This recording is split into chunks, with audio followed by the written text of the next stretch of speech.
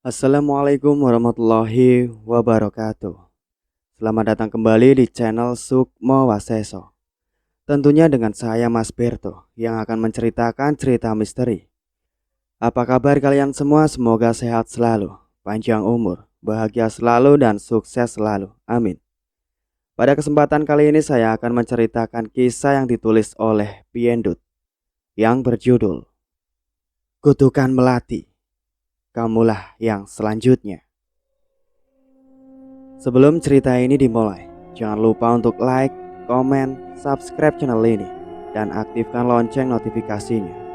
Tanpa basa-basi dan tidak usah berlama-lama lagi, langsung saja kita masuk ke ceritanya.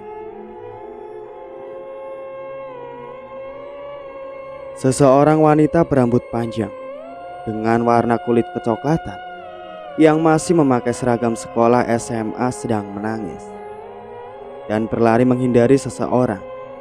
Ia tak tahu harus pergi kemana lagi. Saat itu, anak-anak lain sudah pada pulang sekolah. Ia tak bisa meminta bantuan siapapun. Ia berlari ke atas atap gedung sekolah. "Jangan mendekat, aku mohon, lepaskan aku," rintih wanita itu yang semakin berjalan mundur, dan akhirnya kakinya terkilir sehingga membuatnya tergelincir dan jatuh ke bawah. "Ah!" teriak wanita itu yang jatuh dari lantai 9 gedung sekolahan itu. Tak lama kemudian, ambulans segera datang untuk menolongnya. Tapi naas, nyawanya tidak tertolong lagi. Ia pun menghembuskan nafasnya di mobil ambulan. 3 bulan kemudian, di sebuah kamar mandi sekolahan, beberapa siswa SMA sedang berkumpul. "Tolong, ampuni aku. Iya, aku janji akan mengerjakannya lain kali." Siva, gadis berambut panjang dan memakai kacamata, memohon ampun pada mereka semua. "Sialan kamu ya, aku suruh kamu buat mengerjain ini soal, tapi kenapa kamu belum ngerjain juga, ah?" bentak Angel, ketua geng itu, seraya menjambak rambut Siva yang panjang. "Aku tidak bisa mengerjakannya sekaligus karena terlalu banyak," rintih gadis itu, seraya menahan sakit karena rambutnya dijambak. "Banyak bacot kamu ya. Udah Angel, kita basmi aja anak ini," ucap Rani, salah satu anggota geng itu dan yang paling garang di antara mereka. Dia mengambil ember air bekas pel-pelan yang berada di pinggir pintu, lalu menyiramkannya ke muka Siva. "Piur." Siva memohon ampun, seraya mengelap wajahnya dan kacamatanya yang basah kuyup karena air itu. "Lain kali, kalau ini terjadi lagi, aku tidak akan memaafkanmu," ucap Angel yang sangat marah, seraya menendang tubuh Siva hingga tersungkur ke lantai. Mereka pergi meninggalkannya. Siva menangis meratapi nasibnya, memegang seluruh baju seragamnya yang basah. Ia lalu duduk di sebuah kursi untuk mengeringkan rambutnya. Ia mengelap kacamata kesayangannya menggunakan tisu. Dari arah lain, aku, seorang cowok yang berpenampilan biasa saja, datang menghampirinya. "Pak, kenapa lagi kamu? Kok kamu basah kuyup begini?" ucapnya seraya cemas melihat teman akrabnya itu kebasahan. Siva tak ingin menjawabnya, hanya merunduk dan masih sibuk dengan kacamatanya. Tapi Agus tahu itu. "Pasti ini ulah mereka lagi kan? Kenapa kamu gak melaporkan kepada guru sih?" ucapnya sedikit emosi. "Apa itu akan membuat mereka berhenti menggangguku? Itu malah membuat mereka membenciku. Tapi ini semua udah keterlaluan, Pak. Setidaknya kamu juga harus melawan mereka lah." "Sudahlah Gus, aku gak apa-apa kok." Agus menyampirkan jaketnya ke pundak Siva. "Pakai ini, biar kamu gak demam." Lalu Siva tersenyum. "Makasih ya Gus." Agus dan Siva berteman sejak SMP. Rumah mereka pun di satu desa yang sama. Walau mereka berbeda kelas, tapi aku selalu mendekati Siva ketika jam istirahat ataupun pulang sekolah. Agus dan Siva sering ke masjid mendengarkan ceramah dari Pak Ustadz Anwar. Hati Siva tenang mendengar alunan doa yang selalu diucapkan Pak Ustadz. Makin hari, bukannya geng Angel berhenti membuli Siva, tapi malah semakin parah. Tak tanggung-tanggung, mereka kadang menggunting baju seragam milik Siva hanya karena dia adalah orang miskin dan ibunya bekerja sebagai pencuci baju di rumah para tetangga. Dia harus dibully seperti itu. Apa kalian gak keterlaluan ya ngerjain tuh anak? Bentak Prima, salah satu anggota geng Angel dan juga pacar dari wanita berambut coklat itu. Ini belum apa-apa, aku bisa lebih membuatnya menderita dari ini, bentak Angel bersungut-sungut. Kalau dia bunuh diri gimana? Apa kalian mau menanggungnya? Ucapnya menakuti mereka agar berhenti menyakiti Siva. Kamu ini Prim, selalu saja ngebantah aku. Sebel aku sama kamu, ucap Angel dengan kesal, lalu pergi meninggalkan Prima bersama teman-temannya. Siva berlari masuk ke kamar mandi. Ia menangis sejadi-jadinya. Ia merasa baju seragamnya yang sudah bolong karena digunting oleh Angel dan teman-temannya. Lalu ia mendengar perbincangan dua orang di dalam kamar mandi. Tahu nggak? Beberapa bulan yang lalu ada yang bunuh diri loh di sekolah ini. Yakin kamu? Ucap wanita berambut keriting itu seraya menoleh ke sana kemari. Iya, aku juga baru tahu dari anak-anak. Dan tahu nggak? Katanya kalau kita memanggil namanya 3 kali di depan cermin dan bilang kamu yang selanjutnya, arwahnya bakal datang ke kita, terus mengabulkan semua perintahan kita, ucap wanita berbando itu seraya mencuci tangannya. Udah mirip Aladin dong. Beda geblek, itu jin. Terus namanya siapa? Melati. Mendadak angin dingin bertiup menghampiri mereka berdua, membuat suasana di kamar mandi yang lampunya redup itu sedikit menyeramkan. Aduh, kenapa jadi dingin begini sih? Udah yuk, jangan ngomongin itu, serem tahu. Mereka berdua keluar dari kamar mandi, meninggalkan Siva yang masih menahan tangisnya. Tapi beneran ini, si Melati itu bisa ngabulin permintaan kita? Tanya wanita berambut keriting itu masih penasaran. Beneran kok. Ada yang udah nyoba, tapi beberapa bulan kemudian yang nyoba memanggil Melati bakalan mati. Apa? Ih, serem banget. Udah yuk balik ke kelas. Mereka berlari masuk ke dalam kelas. Siva yang mendengar perkataan mereka tadi tentang Melati, ia begitu penasaran.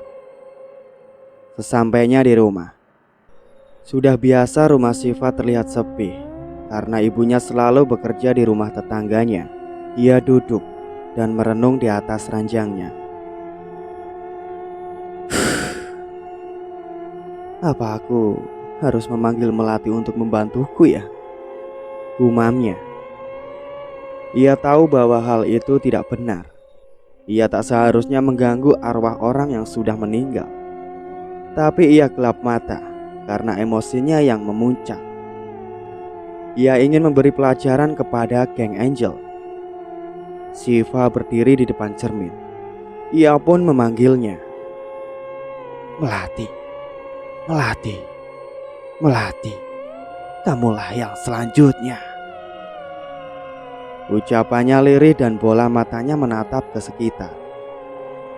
Lampu di kamarnya tiba-tiba mati dan menyala kembali, seakan memberikan tanda bahwa sesuatu telah datang ke kamar itu. Siva melihat ke arah sekeliling. Ia begitu takut. Bulu kuduknya langsung berdiri. Ia duduk di ranjangnya dan mengatur nafasnya yang masih terengah-engah. Ia mengumpulkan semua keberaniannya dan berbicara. Melati, kamukah itu? Dia berkata lagi, tolong aku Melati, tolong balaskan dendamku kepada mereka yang telah membuatku menderita seperti ini. Rintihnya memohon. Di langit-langit rumah Siva sosok tubuh berkelantungan. Rambutnya yang panjang sudah menutupi wajahnya. Ketika tubuh itu terbang mendekati Siva, ia menutup matanya karena takut. Ia sempat melihat wajah Melati yang berlumuran darah. Arwah Melati kini masuk ke tubuh Siva. Ia menggoyang-goyangkan kepalanya. Matanya mendelik. Ia berdiri di depan cermin dan tertawa puas.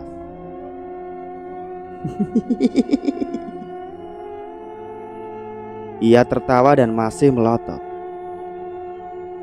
Keesokan harinya, Siva berangkat ke sekolah. Tapi penampilannya hari itu sangat berbeda. Ia melepas kacamatanya yang biasa ia pakai. Lalu seragamnya ia buat ketat dan seksi. Duh, siapa nih? Cantik banget, ujar Bagas pacar Rani yang notabene sering gangguin cewek cantik di sekolahan itu. Sialan, bukannya kamu anak pencuci baju itu? Kenapa penampilan kamu begini? Mau nantangin kita ya? Bentak Rani yang geram karena pacarnya mulai meliriknya. Angel mencengkram kerah baju Siva. Apa-apaan nih? Berani kamu ya? Siva tak terima dan mencekik leher Angel. Siapa kamu? Berani-beraninya mengotori bajuku, bentaknya tanpa rasa takut sama sekali. Rani ingin membantu Angel, tapi Siva mendorongnya hingga terlempar jauh. Bagas segera menolongnya. Hentikan Siva! Teriak Prima yang tak ingin membuat keributan menjadi lebih besar. Lalu Siva menoleh ke arahnya, lalu melemparkan tubuh Angel ke tanah. Jika kamu tak ingin mati di tanganku, sebaiknya pergi dari hadapanku. Ancamnya lalu pergi meninggalkan mereka yang masih keheranan. Angel merasa Siva berbeda hari ini. Ia menjadi lebih berani dan sedikit menyeramkan. Di kelas, apa kamu lihat tadi Angel? Anak cupu itu kenapa jadi sangat berani? Gerutu Rani yang masih merasa kesakitan. Tapi dia jadi cantik kok, ucap Bagas merayunya. Awas kamu sayang, kalau macam-macam sama dia, ancam wanita yang sudah dipacarinya hampir setahun itu. Enggak kok sayang, kan bercanda. Masih cantikan kamu kemana-mana kok, ucap Bagas seraya mengendus-endus lengan wanita kesayangannya itu. Kurasa ia sengaja melakukan itu untuk menakuti kita. Aku gak akan ngebiarin ini, ucap Angel meremas buku yang ada di tangannya. Berhentilah membuat ulah, kalian juga salah, sudah keterlaluan, bantah Prima yang mendengar perbincangan mereka. Kenapa sih Prim? Kamu selalu saja membelanya. Apa jangan-jangan kamu suka ya sama dia? Tanya wanita permata sipit itu kepada kekasihnya. Aku hanya tak ingin kalian mendapatkan masalah karena terus mengganggunya, jawab Prima dengan santai. Dia hanya masalah kecil buatku, ucap Angel seraya menahan emosinya. Saat pulang sekolah, Siva dan Agus berjalan bersama. Agus menatapnya sedari tadi, merasa ada perubahan dalam diri Siva. Kamu kenapa Gus? Kok ngeliatin aku kayak gitu? Hari ini kamu tampak berbeda, Fah, ucap Agus yang masih terus menatapnya. Apa aku cantik? Tanya Siva dengan manja. Agus mengangguk. Malam ini kita ke masjid seperti biasa ya, Fah? Siva tersentak. Maaf ya Gus, sepertinya malam ini aku gak bisa ikut kamu. Aku ada urusan lain. Lain kali aja ya. Oh, ya udah kalau gitu. Agus sedikit kecewa karena tak bisa menghabiskan waktu bersama Siva, teman satu-satunya itu. Mereka pun berpisah di persimpangan jalan. Di sebuah bar tempat geng Angel berkumpul, mereka baru saja tiba dan melihat Siva terduduk di salah satu kursi dan minum minumannya. Bagas segera mendekatinya. "Aku gak nyangka kamu suka kesini juga." Ia duduk di sebelah Siva dan meminum gelas bir yang ada di tangannya. Siva hanya tersenyum manis menatapnya. Rani yang tak suka kedekatan mereka langsung datang. "Berani-beraninya ya kamu godain pacar aku." Ia mengambil gelas bir milik kekasihnya itu, lalu menyiramkannya ke wajah Siva. "Sialan kamu ya," bentak Siva yang memandang Rani dengan semua kemarahannya. Bagas menarik tangan Rani. "Sayang, jangan bikin ribut lah. Ini di tempat umum. Ayo kita pergi aja." Mereka berdua pergi meninggalkan Siva yang masih bersungut-sungut. "Ngapain tuh cewek di sini?" tanya Angel menunjuk pada Siva. "Nggak tahu tuh, dasar pelacur," umpat Rani yang masih kesal karena mengganggu kekasihnya. Bagas mengantarkan Rani pulang ke rumah. Di mobil.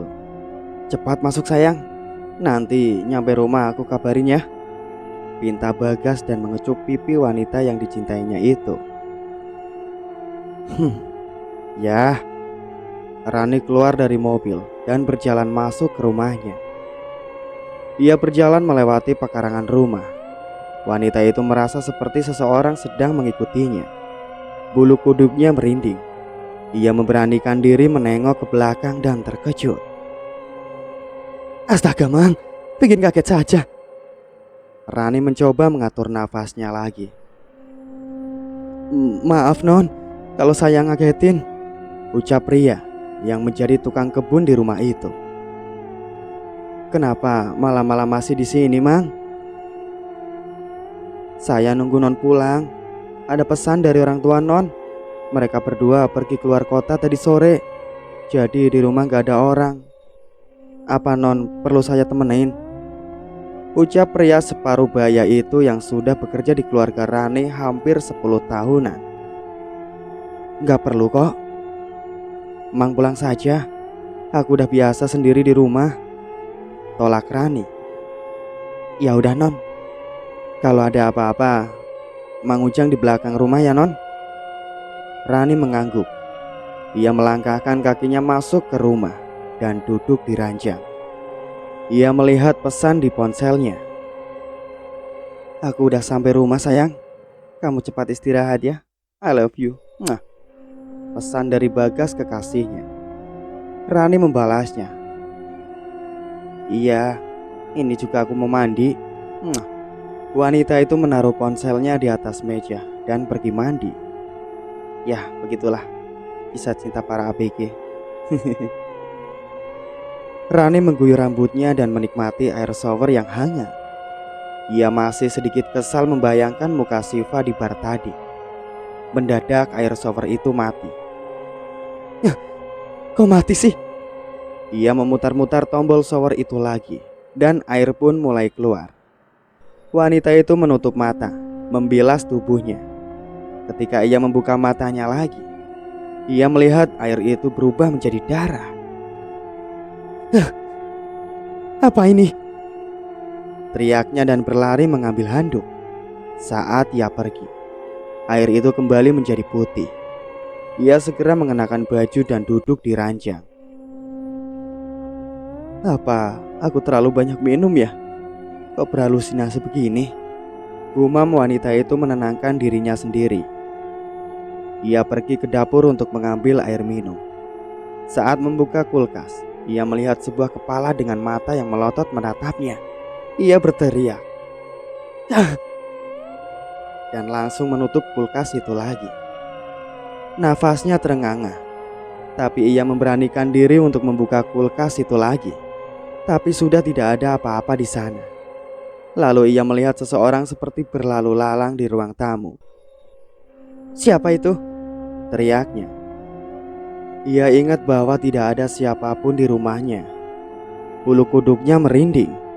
Wanita itu segera berlari menuju ke kamarnya dan masuk ke dalam selimut.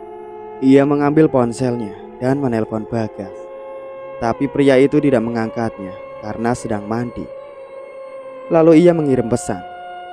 "Sayang, bisakah kamu ke rumahku? Aku takut sayang, ada sesuatu yang aneh di rumah sini." Tiba-tiba lampu rumahnya padam seketika.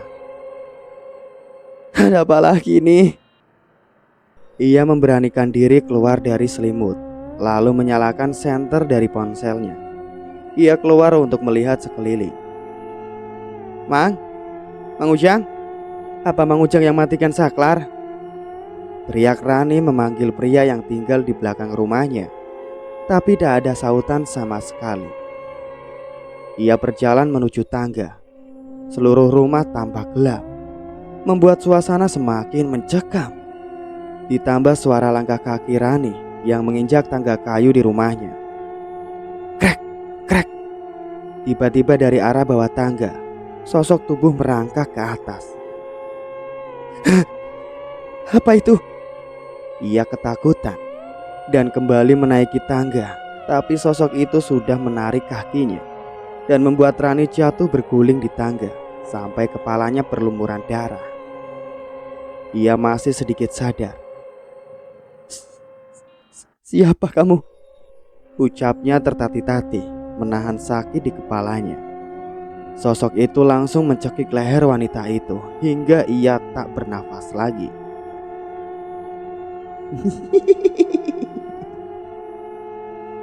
Tawa sosok itu dan menghilang dari sana. Di rumah Bagas, setelah selesai mandi, dia melihat ada pesan di ponselnya.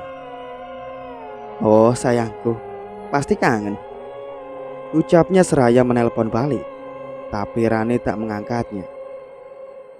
"Aneh, kok gak diangkat sih? Apa sebaiknya aku ke sana ya?" gumam pria itu. Bagas segera pergi menuju ke rumah Rani. Rumah itu tampak sepi, tapi lampunya masih menyala. Ia membunyikan bel rumah itu. Ting tong. Rani, buka pintunya sayang. Ini aku di sini." Ia berteriak tapi tak ada sautan, dan pintu itu dikunci. Mang Ujang mendengar Bagas berteriak. "Loh, Den Bagas, malam-malam kok kesini? Ada apa Den?" tanyanya seraya menyenteri Bagas. "Mang, coba bukain pintunya. Tadi Rani yang menyuruh aku kesini." Iya Den, bentar." Mang Ujang mengeluarkan kunci serep dan membuka pintu itu. Betapa terkejutnya mereka melihat Rani terkapar di bawah tangga dan berlumuran darah. Bagas berlari mendekatinya. "Sayang, kenapa kamu bisa seperti ini? Bangun sayang," isaknya sambil memeluk tubuh Rani yang tak berdaya. Sebuah mobil ambulan datang dan membawa Rina ke rumah sakit. Tapi nyawanya sudah tidak tertolong lagi karena ia kehabisan banyak darah. Bagas menangis meratapi kekasihnya itu. Angel dan Prima pun datang. Mereka tak percaya dengan apa yang mereka lihat. Akhirnya Rina pun dikebumikan. Polisi berkata ini murni kecelakaan biasa. Rani jatuh dari tangga dan meninggal. Tapi Bagas tak bisa menerima itu. Sebelum Rani meninggal, wanita itu sempat mengirim pesan kepadanya. Ia bilang ada sesuatu yang aneh di rumahnya. Tapi polisi tidak menemukan tanda penganiayaan apapun. Maka kasus kematian Rani pun ditutup begitu saja. Keluarga Rani begitu terpukul atas kepergian anak semata wayangnya itu. Di sisi lain, di sebuah rumah dengan lampu yang sedikit redup, semua wanita sedang mengajari anaknya belajar. "Yara, soal yang ini bisa nggak sayang?" ucap Ratna seraya mengelus rambut anak perempuannya yang berumur 7 tahunan itu. "Bisa dong mah, aku kan pinter," jawab Tiara menunjukkan senyum manisnya. Mendadak sebuah angin menghantam jendela ruang tamu dan membuatnya terbuka. Astagfirullah. Ratna kaget. Tunggu di sini sebentar ya sayang. Mama mau nutup jendela dulu, ucap wanita beranak satu itu. Iya mah. Ratna berjalan menutup jendela itu. Kenapa anginnya kencang banget ya? Lalu ia berbalik dan mendapati Tiara sudah hilang dari pandangannya. Tiara, kemana kamu sayang? Teriak wanita itu mencari anak kesayangannya. Ia menaiki tangga dan mendengar suara Tiara yang tertawa terbahak-bahak. Ia membuka pintu kamar, di mana ia mendengarkan suara itu. Tiara, ngapain kamu di situ sayang? Ia melihat Tiara memegang boneka kesayangannya. Itu ada kakak cantik di sana, ucap gadis cilik itu seraya menunjuk ke depan jendela kamarnya. Tapi Ratna tidak melihat siapapun di sana. Ayo sayang, kita turun. Ia menggiring Tiara turun ke lantai bawah. Saat pintu itu ditutup, sosok tubuh sedang berdiri tepat di depan jendela dan sedang mengawasi mereka. Pagi harinya, Ratna baru saja pulang dari pasar. Anaknya sudah berangkat sekolah dan suaminya pun pergi bekerja. Ia berada di dapur untuk membereskan barang belanjaan. Mendadak seseorang seperti baru saja lewat. Wanita itu kaget dan melangkah keluar. Ya Allah Mbok, bikin kaget saja. Ia melihat Mbok Ina berdiri menatapnya di sana. Tiba-tiba dari arah belakang, tiba-tiba saja seseorang memegang pundaknya. Nyah, lagi ngomong sama siapa? Astagfirullah. Ratna memegang jantungnya karena dikagetkan Mbok Ina dari belakang. Lalu dia melihat ke arah depan orang yang dia lihat tadi sudah lenyap. Kenapa Nyah? Kok kaget begitu? Tanya wanita yang selalu memakai baju batik khas Jawa itu. Bukannya Mbok tadi di depannya? Kok bisa sih Mbok muncul di belakang saya? Tanyanya bingung. Mbok dari tadi di belakang kok Nyah, lagi nyuci baju tuan. Oh, gitu ya Mbok. Mungkin saya salah lihat. Ratna menghela nafas dan masih sedikit bingung dengan apa yang dilihatnya. Sejak kematian Rani, Bagas menjadi frustasi. Ia sering bolos sekolah dan menghabiskan waktunya di bar. Malam itu, ia melihat Syifa duduk di sana sendirian. Ia mendekatinya. Ia melihat wajah Syifa yang berubah mirip seperti Rani. Pria itu merangkulnya. Sayang, aku kangen banget sama kamu, ucapnya seraya bergelantung di tubuh Syifa. Aku juga kangen sama kamu sayang, ucap Syifa dengan manja. Bagas segera membawa Syifa masuk ke dalam mobil dan mulai mencumbuinya. Tapi Syifa mendorong tubuh Bagas hingga terbentur ke pintu mobilnya. Dasar laki-laki gak berguna, umpat Syifa dan pergi meninggalkan pria itu. Di sisi lain, Prima sedang makan malam bersama Angel. Prim, apa kamu tahu keadaan Bagas sekarang? Udah beberapa hari ini dia gak masuk sekolah, ujar Angel seraya makan stik sapi kesukaannya. Kurasa dia di bar. Coba ku telepon dia. Prima mengeluarkan ponsel dan menelponnya. Bagas membuka matanya karena mendengar suara ponselnya berbunyi. Iya Prim, ucapnya yang masih merasa mabuk dan sedikit pusing. Di mana kamu? Tanya Prima. Bagas melihat ke sekeliling. Di mana ini ya? Kok gelap banget? Gumamnya seraya menurunkan kaca jendela mobil dan angin dingin langsung menerpa tubuhnya. Ia segera menutupnya kembali. Apa kamu di sekitar bar? Ayo kita ketemu di sana. Ini aku sama Angel mau ke situ. Oke, aku akan ke sana. ucap Bagas seraya mematikan ponsel dan menaruhnya di saku celana. Apa dia di bar?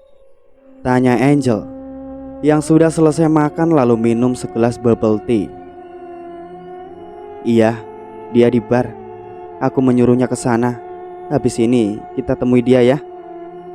Prima memasukkan ponselnya kembali ke tas hitam yang selalu ia bawa. Angel mengangguk. Bagas menyalakan lampu mobilnya. Ia tampak berada di pinggir hutan yang tak berpenghuni. Hanya pohon-pohon yang besar mengelilinginya. Kenapa aku bisa di sini ya? Aneh.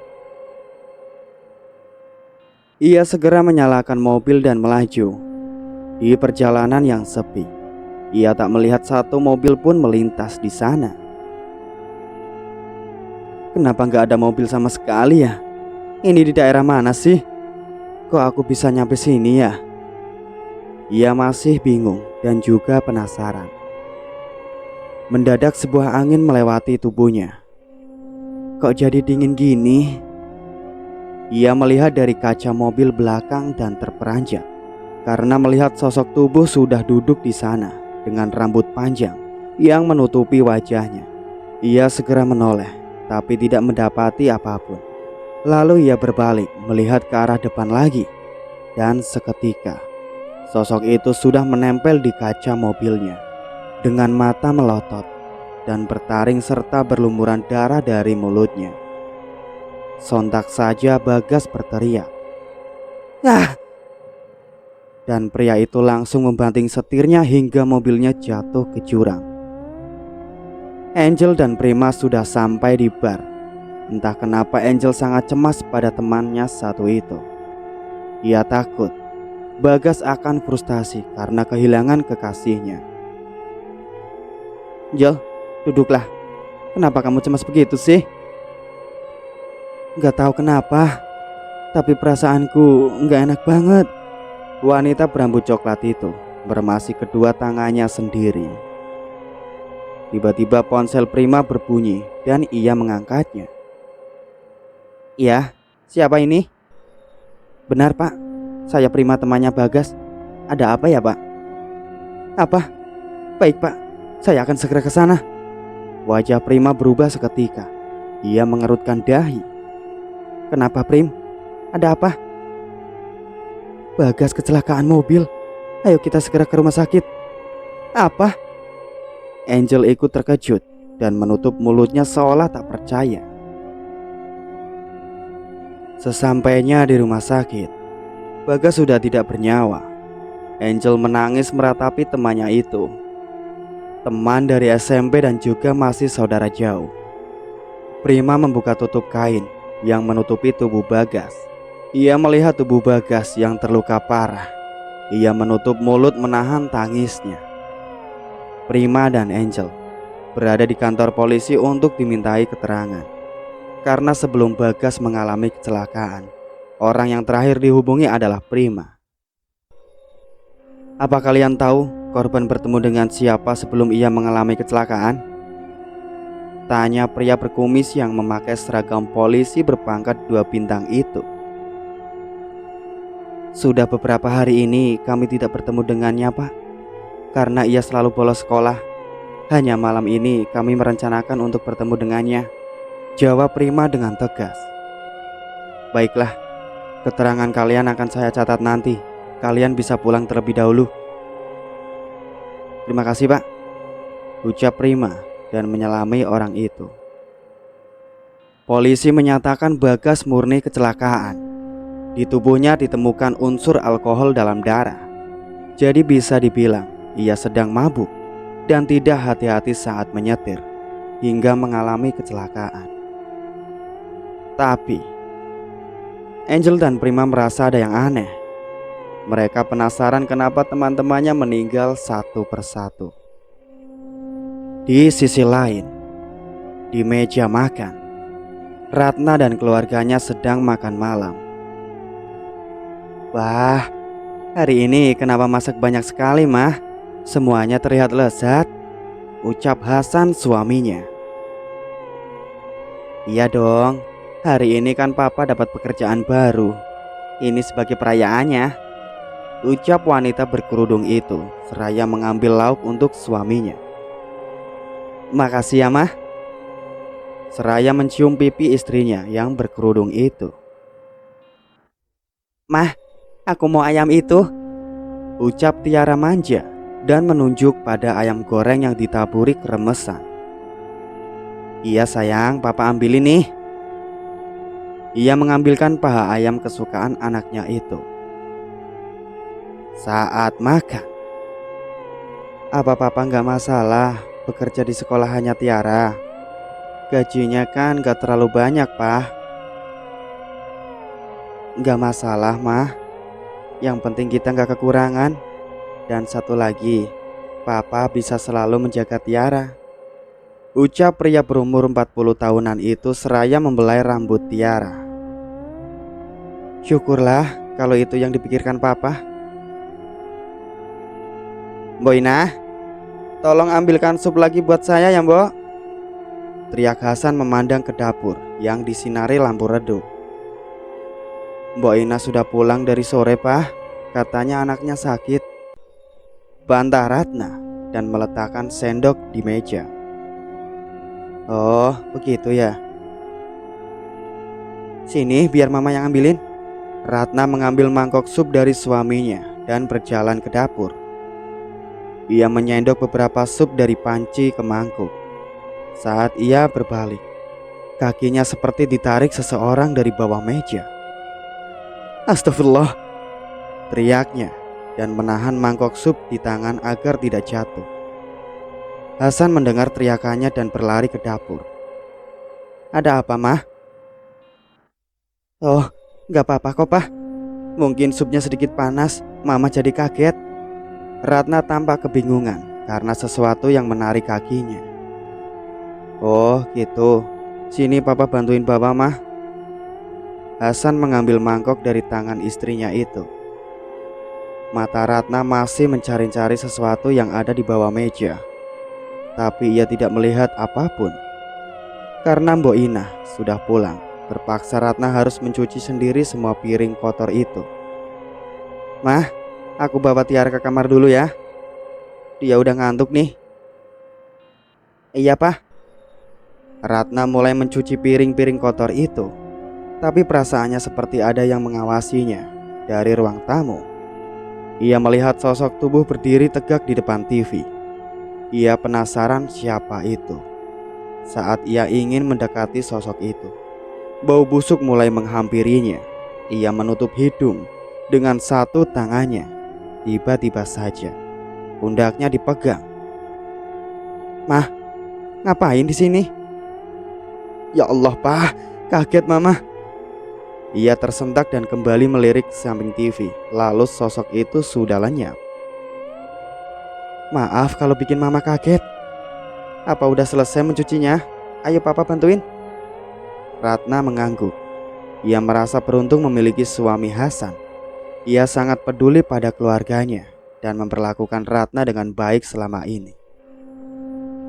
Di kamar saat tidur, Ratna masih kepikiran akhir-akhir ini banyak kejadian janggal yang terjadi.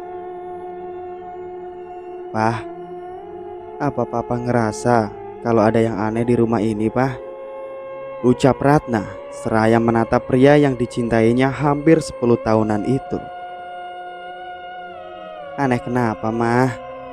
Biasa aja tuh. Mama pasti kecapean. Sekarang mama istirahat ya. Hasan menepuk bahu wanita berbola mata sipit itu. Mungkin juga sih. Mereka berdua akhirnya tertidur.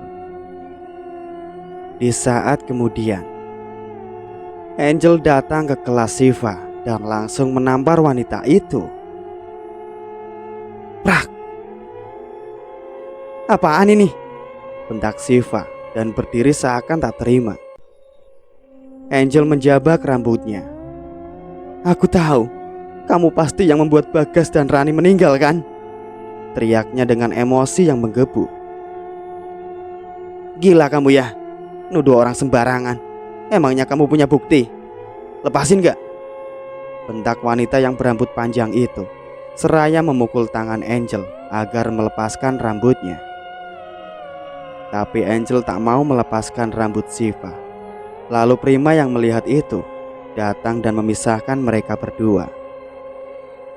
"Angel, lepasin dia!" bentak Prima, seraya menarik tangan Angel dan pergi dari sana. "Lepasin aku bilang!" Angel menangkis tangan Prima dan masih bersungut-sungut. "Kenapa kamu membuat masalah lagi dengan Shiva? Dia gak ada sangkut pautnya dengan kematian teman-teman kita," ucapnya menenangkan kekasihnya itu. "Dari mana kamu tahu kalau dia gak ada hubungannya? Dia pasti dendam karena kami dulu pernah membulinya." Lalu Prima memeluk Angel dan menenangkannya. "Kamu jangan mikir yang enggak-enggak ya sayang. Sekarang kita harus jaga diri kita sendiri. Harus lebih berhati-hati lagi, ngerti gak?" Pria itu mengelus rambut kekasihnya, berharap emosi wanita itu cepat meredam. Angel pun mengangguk dan ikut merangkul tangannya ke pinggang Prima. Dari kejauhan Shiva melihat mereka berpelukan, dan ia tampak kesal seraya melotot dengan bola matanya yang besar.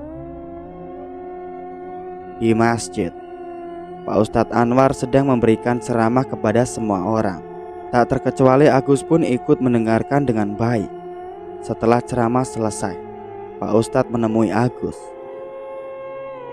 "Gus, kenapa temanmu sudah lama tidak datang?" ucap pria berpeci itu, seraya menenteng Al-Quran di tangannya. "Oh, maksudnya Shiva ya Pak Ustadz. Katanya dia lagi ada acara Pak Ustadz, jadi gak bisa hadir." "Tidak ada masalah kan Gus?" Agus diam sejenak. Tidak ada kok Pak Ustadz." Pria itu terkekeh. "Ya sudah kalau begitu, Bapak pamit ya. Assalamualaikum." "Iya Pak Ustadz." "Waalaikumsalam." Agus mencium tangan pria yang diseganinya itu. Di sisi lain, di rumah Shiva, malam itu ibunya pulang cepat karena pekerjaannya sudah selesai. Ia memasak makan malam untuk anak perempuannya itu. "Shiva, ayo keluar nak. Ini makanannya sudah matang. Kamu pasti lapar." teriak ibunya, tapi tak ada sautan sama sekali. Ia mengetuk pintu kamar Shiva. "Fah, apa kamu di dalam nak?" Lagi-lagi tak ada sautan. Ibunya mulai curiga. Ia menurunkan gagang pintu kamar dan membuka pintu dengan lebar. Matanya terbelalak. Kamar itu sudah dipenuhi dengan bunga melati yang bertebaran di lantai, dan baunya sangat wangi. Ia melihat Shiva duduk di ranjang sambil memakan bunga-bunga itu. Pandangannya kosong dan tak berkedip sama sekali. "Shiva, kenapa kamu nak? Kenapa kamu makan bunga itu? Buang nak." Ibunya menghentikan Shiva dan mengeluarkan bunga-bunga itu dari mulut anaknya. Tapi ia malah melotot menatap ibunya, seraya berdiri di depannya. "Kenapa ibu harus bekerja sebagai pencuci baju? Kenapa ayah harus meninggalin kita? Kenapa bu? Kenapa aku tidak dilahirkan dari orang kaya? Kenapa bu? Kenapa?" Teriak Shiva melengking membuat wanita tua berdaster itu sedikit takut. "Astagfirullah, Fah. Apa yang kamu ucapkan ini?" Ia mengelus tangan anaknya itu. "Aku muak bu. Muak menjadi orang miskin. Aku muak selalu dihina dan dicaci." Air mata Shiva mulai mengalir di pipi mungilnya. Ibunya memeluknya. "Maafin ibu. Ini semua salah ibu. Seharusnya ibu bisa mencari pekerjaan yang lebih layak. Maafkan ibu yang sudah membuatmu menderita selama ini." Isak ibunya dan mengelus rambut anaknya itu. Shiva pun menangis di pelukan ibunya. Di sisi lain, Angel frustasi karena kehilangan kedua teman baiknya. Ia minum minuman sendiri di bar Prima datang menemuinya. "Jel, kenapa kamu minum banyak banget sih? Ayo, ku antar pulang. Kamu sudah terlalu mabuk." Prima menarik tangan Angel untuk pulang. Ia menangkis tangan pria yang selalu baik padanya itu. "Nggak mau, aku masih mau minum." Tapi Prima tetap memaksa wanita itu untuk masuk ke dalam mobil dan mengantarnya pulang. Di depan rumahnya. "Udah nyampe, Angel. Kamu cepat masuk ya," ucap Prima menatapnya. Angel mengangguk. "Iya." Wanita itu keluar dari mobil dan berjalan masuk pagar rumahnya. Prima masih menatapnya, tapi matanya tertuju pada sosok bayangan hitam yang berdiri di samping jendela rumah. "Udah sana pulang. Sampai ketemu besok," usir Angel dan menutup pagar rumahnya. Prima pun melaju meninggalkan rumah besar berlantai 3 itu. Angel berjalan sempoyongan karena masih ada pengaruh alkohol. Sampai di depan pintu, ia ingin mencari kunci kamarnya. Orang tuanya pasti sudah tidur. Ia sudah biasa pulang larut seperti itu. Mendadak sosok perempuan yang wajahnya pucat dan berlumuran darah hitam langsung mencekiknya hingga bersandar ke tembok. Angel meronta, tapi tak bisa mengeluarkan suara. Cekikikan itu makin kuat. Prima yang merasa khawatir lalu berbalik arah. Ia melihat Angel kejang-kejang di pinggir tembok. "Angel, kenapa kamu? Angel, sadar Angel." Prima menepuk pipinya dan mengguncangkan tubuh wanita itu beberapa kali. Akhirnya, sosok itu pergi dan Angel pun pingsan. "Angel!" teriak Prima dan langsung memeluk tubuh kekasihnya itu. Hasan sedang mengajar di kelas. Saat jam istirahat, ia sengaja menemui kakaknya. Ia ingin melihatnya bermain bersama teman-temannya, tapi ia tak melihat anaknya dimanapun. Ia mencari di dalam kelas, ternyata anaknya sedang duduk dan asik menggambar. "Tiara sayang, kenapa kamu gak main di luar?" tanya pria berkemeja biru itu, seraya mengelus rambut anaknya.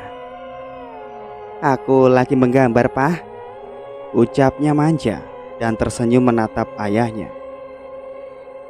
"Memangnya Tiara lagi gambar apa sih?" tanya Hasan dan tersenyum seraya duduk di kursi kosong dekat anaknya itu. "Ini Papa, ini Mama, dan ini Tiara. Terus yang ini Kak Melati, Pak." Tiara terus tersenyum tanpa tahu apa yang baru saja dia ucapkan. Bagai disambar petir di siang hari, perkataan Tiara membuat pria itu bengong. "Kak Melati itu siapa sayang? Bukannya dia teman Papa ya?" sahut Tiara. "Papa gak punya teman dengan nama itu sayang," jawab Hasan beralasan. Dari mana Tiara bisa mengenalnya? Hasan mulai bingung. "Kadang dia juga mampir ke rumah main sama Tiara. Dan tadi pagi juga nemenin Tiara di sini," ucap anak gadis berlesung pipit itu pada ayahnya. Hasan segera memeluk tubuh anaknya itu. "Tiara, jika dia datang lagi, bisakah kamu langsung memberitahukan pada Papa, nak?" Tiara mengangguk. Hasan masih penasaran dengan ucapan anaknya itu. Di rumah Ratna, ia sering menghabiskan waktunya dengan menjahit baju. Tak jarang para tetangganya pun meminta bantuan dan ia mendapatkan bayaran dari sana. "Makasih loh Jeng, jahitannya bagus dan rapi," ucap seseorang tetangganya yang puas dengan jahitannya. "Ya sis, sama-sama," Ratna tersenyum puas. "Kalau begitu saya pamit ya Jeng, masih harus arisan nih." Wanita itu mengambil tasnya dan berdiri. "Baiklah sis." Ratna membukakan pintu untuknya. Untuk cerita kali ini saya cukupkan sampai di sini dulu. Terima kasih banyak untuk kalian semua yang sudah setia mengikuti cerita-cerita kami. Semoga kalian dalam keadaan sehat selalu, panjang umur, bahagia selalu dan sukses selalu. Amin. Nantikan kelanjutan ceritanya hanya di Sukmo Waseso. Sebelum saya pamit, jangan lupa untuk like, komen, subscribe channel ini, dan aktifkan lonceng notifikasinya. Wassalamualaikum warahmatullahi wabarakatuh.